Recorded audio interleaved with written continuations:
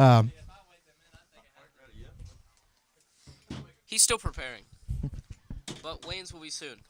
Coach Strauser, do you think you could give us a quick rundown of how this all got started? Yes. Well, the Board of Education had several students asking them over the last couple of years to start a fishing team. And so they did an interest survey, and there were about 100 kids that responded they were interested. We had a meeting one day during school, and 70 kids came down. And then after a while, we kind of explained what we were doing, and we ended up probably started out around 35, ended up about 32 last year that ended up fishing. Once they found out that it wasn't, live bait fishing and we weren't just sitting around in lawn chairs and you had to use artificial bait, kind of cut the numbers down a little bit. But I think we ended up about 32 last year and just had a really good turnout that year and got it going. Could you give us an idea what the inspiration was to start this? Just in Southern Ohio, we were blessed with a lot of places to fish, and we just have a strong following of kids that really love fishing. There's just almost everybody you talk to has a first fish picture. We were talking about doing things for our senior spotlight, and you have a baby pick, and I said, well, you also need to have a first fish pick because almost every kid around here does. It's just something that's really kind of part of Southern Ohio, and we just had a very strong angling tradition, which is one of the reasons why we have so many really good boat captains that are willing to come back out here and they want to give to the kids because they wish they would have had a program like this themselves. So what really goes into the preparation each week to get all this ready, and who makes this possible? Well, three things have to really come together for this to be possible. Number one, you have to have the interest from the students, and we have a really strong interest, and we have a lot of anglers that are interested in learning how to get better. Some are just wanting to get started fishing. Some haven't even fished yet until this season. And then we have others that are, already made it to the college ranks and are preparing to go to college. We got another set going this year. So we really have all levels of anglers. So you got to have the interest of the kids. You got to have great boat captains, which we do. And then, we've got the support of our community, which is really what drives this whole thing. You look at our jerseys, you see all of our sponsors and just all the people that come out and have helped us so much get this program up and going. And, it's just very, very strong community support. And then, we've got the support of the administration and the Board of Education and Mr. Howard, and it just really makes a big difference in being able to do these kind of things. Like we've got bowling going, archery's coming soon, and we're just trying to get a lot of sports and a lot of different activities that really appeal to the wide student base or the student body that we have, so that way that everybody has something. Esports is really kicked in. We've got kids, going to college on scholarships for that. So it's really just about in Jackson giving our kids an opportunity, and we were able to see that this would be a great fit for our community and the kids that we have as our student population. So last question here, because I know you have some things to get to. Where do you see all of this going? Because you're only in year 2. Do you see a limit for this? Well, I would have thought that there would have been a limit, but the more community support we get, the more interest we get from the anglers. And, like last year, we went from just starting and trying to have a few tournaments to having kids qualify for the national championship and landing camp and Hunter Seitz and A.J. Graham and Tyler Eggers fishing the world finals. And so we've gone from just starting practicing around a pond all the way to the biggest stage in high school fishing. And so I really don't know. Right now, I'm really just along for the ride, and I'm just so very happy and blessed to be a part of this that, we'll keep going.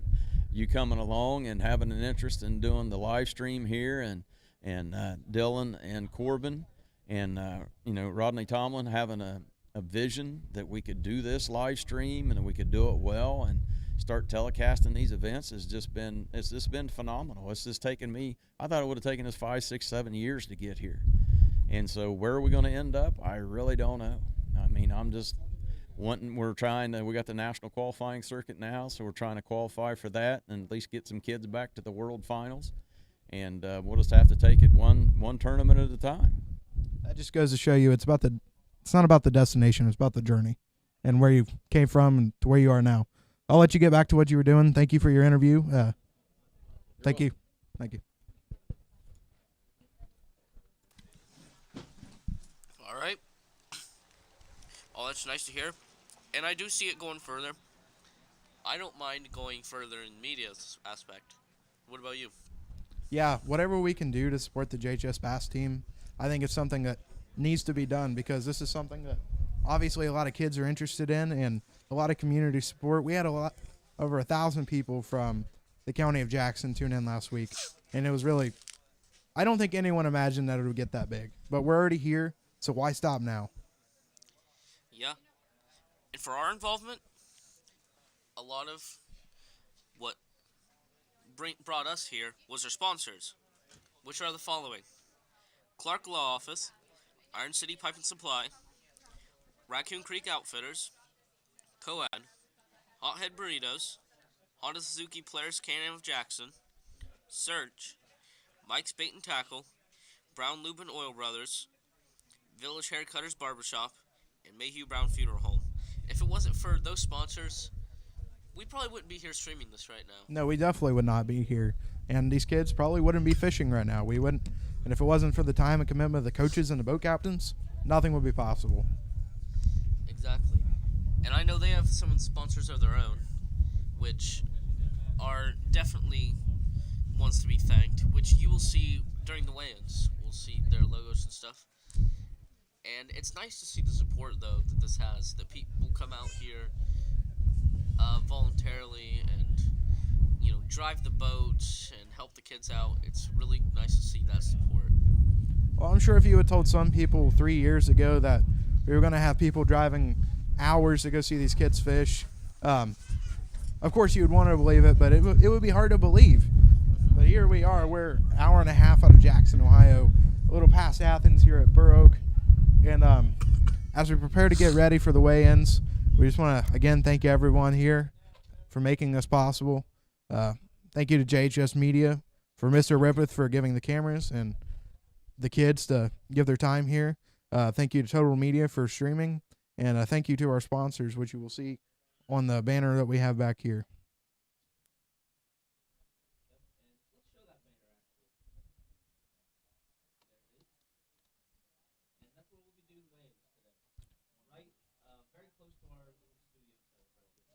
Yeah, like we mentioned earlier, we have Sean Taylor Trucking LLC, Serve Pro, Rock Church, Brian Moore Construction, Southern Ohio Smiles, Hire, Cross and Sons Farm Equipment, Mayhew Brown Funeral Home, Geiger Brothers, Paisley, Detour Storage, Iron City Implement, Disco Kennels, Bridge Unlimited LLC, Randy Evans Construction, State Farm by Dave Strickland, Miguel Christian Salon Day Spa, Josh, Lunsford Sardi's Auto, The Carey Company, Candles, Buckeye Tire and Exhaust, Printext, R&R Apparel, Clark Law Offices, Venom Lures, and Custom Hard Tackle OJC. Thank you to all of our sponsors that make this possible. And again, to the coaches and boat captains, we thank you very much because we would not be here without you. Yeah, and that's really great, actually, that they have that many sponsors. I'm pretty sure that's even more than we have. The fact that so many people are here to support this team is really nice. And I hope that number just grows from here. So, it looks like most of the team is here right now. Maybe I should...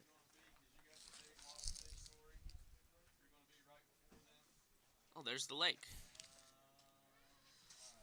Which means weigh-ins will probably be soon. As you can see, pretty big lake. There's a boat out there, but I do not think that's our boat.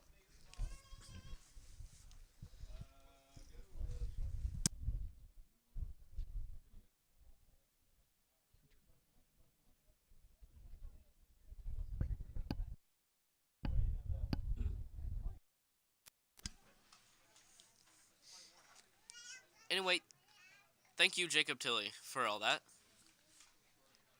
And as you can see, we have some nice footage of what's going on around here. There's the dock that they came in on.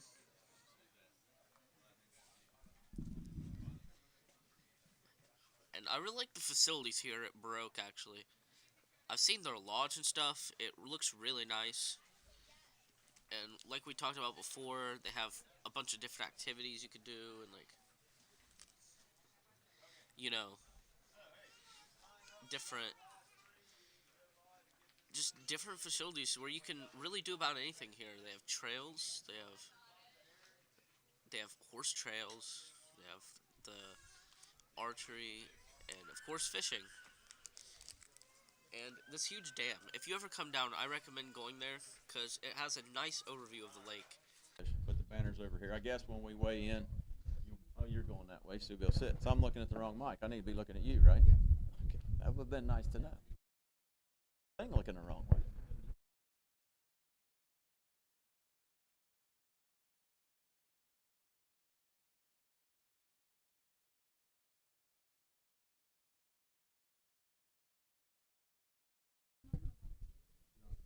All right, so here we are at stop number 2, Burr Oak Lake in Athens County. Again, we've been kind of hit with the weather. We had 3 days of real heavy rain, got a lot of wind and bluebird skies today, which made for some pretty tough fishing today. But we're going to go ahead and get the weigh-in started with Trevin Hill and Austin Walker. All right, guys, how'd the day go? It was a pretty slow day, but I want to thank Apple City Motor Club for giving us the opportunity to be out here. I'd like to thank Lazy Dog Tackle. All right, so did you have any opportunities? You guys think you had any hits at all today? Our sponsors, Steve Evans Sausage, for helping us be out here today. And we just kind of slow day, but we got a few bites, but just couldn't get anything in. Yeah, it was slow today. I just want to thank OHM WRC Law Service, and it was just really slow today. We tried our best to get the bites, to work the baits, and just didn't work out. So what kind of area were you guys fishing? We're kind of fishing some falling down trees and some rocks, that kind of stuff. What depth were you guys in, Wes?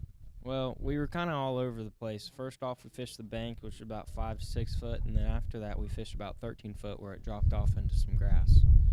Were you able to see any fish on the electronics? We saw a few fish, but we couldn't find any of them for sure, and couldn't really tell what they exactly were. All right. Well, thank you, guys. Will we be seeing you guys fishing in a national qualifying circuit next week? Yeah? Yeah. Yes. Yes, sir. All right. Thank you very much. We'll see you guys after that. Tristan Williams is coming up next. Tristan, tell us about your day. I mean, it's a pretty long day, but I would want to say thanks to Iron City Implement and Iron City Pipe for making this all possible for us to be able to out here. So what did you learn today on the water? Wind can really mess a lot of things up when you're fishing.